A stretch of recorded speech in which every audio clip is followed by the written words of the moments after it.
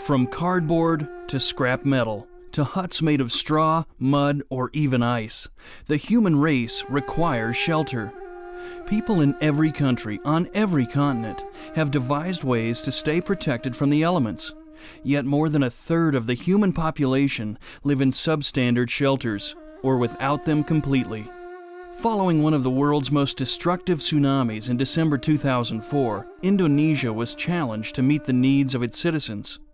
This situation was aggravated by a devastating earthquake on the Indonesian island of Java in May of 2006. The region most seriously affected by the earthquake lies on the Bantul Plain, south of Yogyakarta.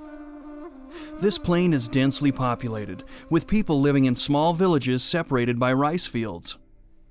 According to the latest news, there have been over 6,000 deaths, while more than 36,000 people have been injured, 135,000 houses damaged, and an estimated 1.5 million left homeless.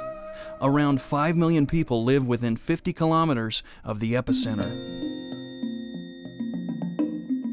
In July 2006, the Domes for the World Foundation, DFTW, was contacted by the World Association of Non-Governmental Organizations, WANGO, to discuss the possibility of building a village of monolithic eco-shell domes in the Jogja region. The village would serve as a model of disaster-safe, permanent, economical, sanitary, and efficient construction standards in a community setting. Later in July, architect Rick Crandall of Crandall Design Group and Rebecca South, president of Domes for the World, traveled to the Yogyakarta region of Indonesia.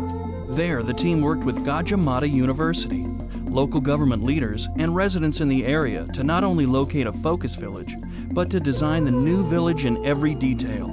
After the completion of an in-depth field study, it was jointly decided to rebuild the village of Nglelepen, a picturesque village in the Sleman district near the great Hindu temple in Prambanan. During the 2006 earthquake, the homes in Nglelepen were not only rocked by the quake, but many houses were, in effect, swallowed whole by a catastrophic landslide. As a result of this landslide, it was decided the village should be relocated to a nearby open, flat tract of land. New Nglelepen, as it now will be called, would include 72 houses and 6 laundry, toilet, and shower facilities called MCKs. The homes are clustered in groups of 12, surrounding an MCK and green space. 6 new wells have been drilled to supply each cluster with potable water at the source. 6 independent septic systems have been installed. At the peak of construction, 370 Indonesian workers were employed at New Nglelepen. Crews rotated from grading the site, road building, foundation pouring, and dome construction. The eco-shell begins as a combination ring beam footing and concrete slab floor, reinforced with steel rebar. An airform is attached to the ring base and then inflated.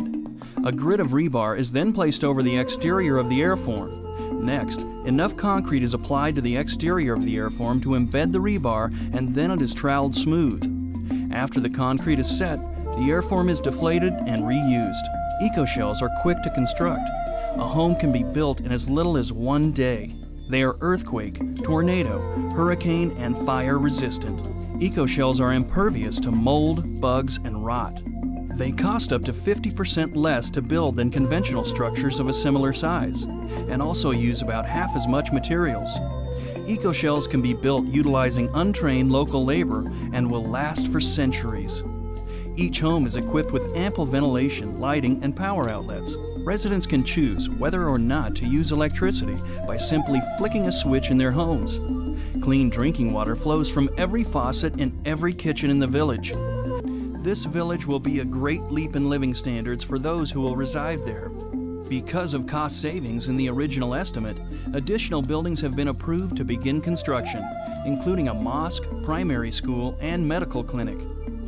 Now that this village has been built, newly trained crews and equipment are on site and ready to be used in larger Indonesian reconstruction efforts.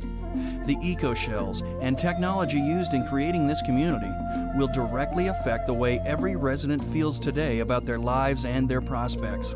By constructing homes instead of shelters for those in need, they are provided the opportunity to better their lives.